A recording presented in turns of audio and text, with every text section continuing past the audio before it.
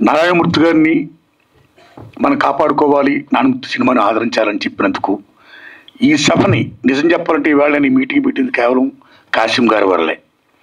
కాసిం గారు రీసెంట్గా నా సినిమా చూశారండి, బ్రహ్మాండంగా మెచ్చుకున్నాడు. ఆయన మెచ్చుకోవడమే కాదు, నారాయణమూర్తి గారు మీ సినిమా మీద మేము రౌండ్ టేబుల్ సమావేశం పెడతాము అని ఆయన అనడం, మీ సినిమాని మేము ఎంకరేజ్ చేస్తాం, ఇలాంటి సినిమాని ఆదరించాలి అని చెప్పడం, ఆ దశలో భాగంగా రౌండ్ టేబుల్ సమావేశం బదులు మీరు షో వేయండి, చాలామంది ప్రముఖులు పిలుస్తాను, ప్రెస్ ముందు మనం చెప్పుకుందాం, ఆ రకంగా పబ్లిష్ చేద్దాం అని చెప్పడం జరిగింది.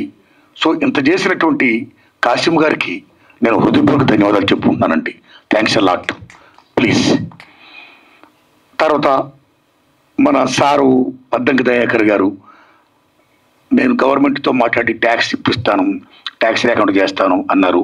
అలాగే మా శ్రేయోభిలాషి ప్రముఖ కవి అందశ్రీ గారు కూడా ఈ సినిమాకి ట్యాక్స్ ఎగ్జామ్షన్ ఇప్పించాల్సిందిగా అద్దంకి దయాకర్ గారిని కోరారండి. Thanks a lot to Andesri అన్న అండ్ దయాకర్ గారు. అయితే నా విజ్ఞప్తి, నాకు ట్యాక్స్ ఫ్రీ వద్దు, ఏం వద్దండి, నా గవర్నమెంట్ సైడ్ నుంచి ఏ సహకారం వద్దండి ప్లీజ్. నేను కోరుకునేది ఏంటంటే దయించి మీరు ప్రమోట్ చేయండి సినిమాని, నా సినిమా గురించి చెప్పండి, సినిమా జనంలోకి వెళ్ళి చేయండి,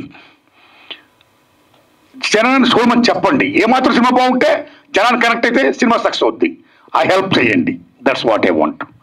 అలాగే పెద్దలు కుమారస్వామి గౌడ్ గారికి, సత్యనారాయణ గారు, ఆయన నిజంగా ఆయన ప్రైమ్ 9 టీవీ న్యూస్లో బ్రహ్మాండంగా ఈ కార్పొరేట్ ఎడ్యుకేషన్ మాఫీ మీద బ్రహ్మాండంగా ఫైట్ ఇస్తున్నాడు ఆయన, సెల్యూట్. సో నా సినిమా ఏదన్నట్టు మెచ్చుకున్నట్టు ధన్యవాదాలు వారికి. అలాగే పెద్దలు నాగేశ్వరరావు గారికి, తమ్ముడు విక్రమ్ గౌడ్ గారికి, ప్రొఫెసర్లు బ్రహ్మాండంగా మాట్లాడారండి, ధన్యవాదాలు మీకు. సినిమా గురించి బ్రహ్మాండంగా చెప్పారండి. తమ్ముళ్ళరా, విద్యార్థి నాయకులరా, తమ్ముళ్ళరా, మీ అందరికీ నా ధన్యవాదాలండి. తమ్ముడు శభాష్, బాగా మాట్లాడారు, శభాష్. సతీష్ అన్న చాలా హెల్ప్ చేశారు, వందనాలు మీకు. మీడియా మిత్రులారా, ఇంతసేపు మీరున్నారు నా కోసం, నా సినిమాను ప్రమోట్ చేయండి. ఎందుకంటే ఇందాక అందశ్రీ గారు చెప్పినట్టు ఇవాళ సినిమా తీస్తుడు, రిలీజ్ చేస్తుడు, పబ్లిష్ చేస్తుడు. పబ్లిష్ అనేది మోస్ట్ ఇంపార్టెంట్. పబ్లిష్ అనేది లేకపోతే జనం సినిమాకి థియేటర్ రారు. కాబట్టి మాకు జనానికి మధ్య వారసులు ఎవరంటే మీ మీడియా వారే. కాబట్టి దయించి నా సినిమాని ప్రజలు తీసుకుని వెళ్ళండి, మీ దండం పెడుతున్నా. స్కామ్ అంటే ఉద్యోగాల కుంభకోణం, ఎంత దూరం ఉంటే స్కామ్. సాక్షులు ఇప్పటికీ 100 మందికి పైగా సాక్షులు చంపేశారు. Still that case is going on. ఉద్యోగాలు స్కామ్, ఉద్యోగాలు అమ్మేసుకోవడమే. అర్హులు లేకుండా అనర్హులకి, ఎవరికి డబ్బులు ఇచ్చారో వారికి ఇచ్చుకుంటూ పోతూ బీభత్సంగా స్కామ్ చేశారండి. ఆ ఇన్స్పిరేషనే నా సినిమా యూనివర్సిటీ. ఆ తర్వాత మన భారతదేశంలో ఈవేళ ఎప్పుడైతే విద్య ప్రైవేటీకరణ మ్యాక్సిమం అయిపోతున్న దశలో ప్రైవేట్ కాలేజీలు వచ్చేస్తున్నాయో, కార్పొరేట్ కాలేజీలు వచ్చేస్తున్నాయో, మా కాలేజీలో చదివిన వాళ్ళకే నెంబర్ 1 నుంచి 1000 వరకు ర్యాంకులు ఫస్ట్ మేమే అని చెప్పుకోవడం కోసం ఒక పబ్లిసిటీ, ఒక మీడియా గోళ, విభజించినటువంటి లీలా, పేపర్లు మొత్తం యాక్టివిజం యాడ్స్, ఒక్కొక్క యాడ్కి lakhs of rupees. How they are giving, how much they are earning and how much they are doing business with the education. ఇలాంటి దశలో మా కాలేజీలో చదివిన వాళ్ళకే ర్యాంకులు రావాలని ఒక కృత్రిమ థాట్స్తో, ఒక పేపర్ లీకేజ్ చేస్తూ విద్యా వ్యవస్థను భ్రష్టు పట్టిస్తున్నారు. సో ఆ రకంగా మన రాష్ట్రంలో కాదు, భారతదేశంలో చాలా రాష్ట్రాల్లో ఇవాళ పేపర్ బిల్ జరుగుతున్నాయి కాలేజీ డేస్లో. కాలేజీ డేస్ అయిపోయిన తర్వాత మనందరూ ఎక్కడికి వెళ్తామండి? ఉద్యోగాలకు వెళ్తాం. ఉద్యోగాలకు వెళ్తుంటే ఏ పబ్లిక్ సర్వీస్ కమిషన్ ఎగ్జామ్ రాయాలనుకుంటే అక్కడ కూడా మా కోచింగ్ సెంటర్లో చదివిన వాళ్ళకే ఉద్యోగాలు వస్తాయి అని ఒక నోషంతో, ఒక వ్యాపార దృక్పథంతో ఒక మాఫియా తయారైపోయి అక్కడ కూడా పేపర్ లీకేజీలు అండి.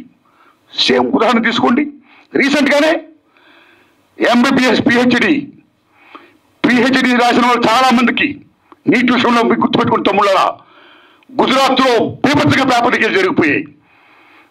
ఒరిస్సా, గుజరాత్, యూపీ, మహారాష్ట్ర, ఢిల్లీ మొత్తం కుదేలైపోయింది. ఇంత పేపర్ లీకేజ్ జరిగిపోతుంటే కేంద్ర ప్రభుత్వం ఏం చేస్తుంది, రాష్ట్ర ప్రభుత్వాలు ఏం చేస్తున్నాయి?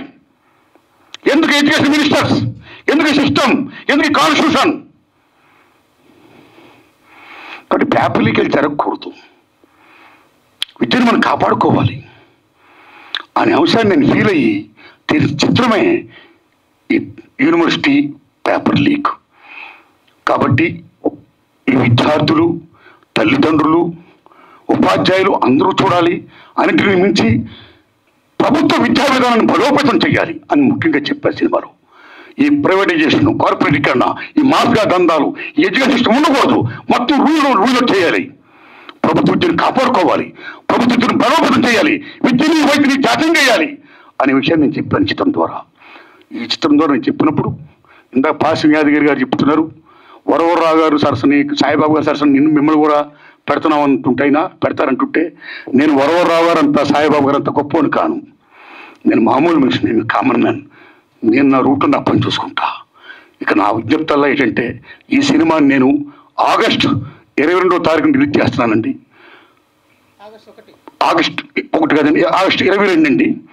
దయించి సినిమాని చూడండి, ఆదరించండి. ఏమాత్రం బాగున్నా 10 మందికి చూడమని చెప్పండి. ఇంకా ఇలా చిత్రాలు తీయడానికి నాకు మంచి శక్తిని ప్రసాదించండి. ఇదే నా విజ్ఞప్తి అండి. ధన్యవాదాలు మీకు. Thanks a lot.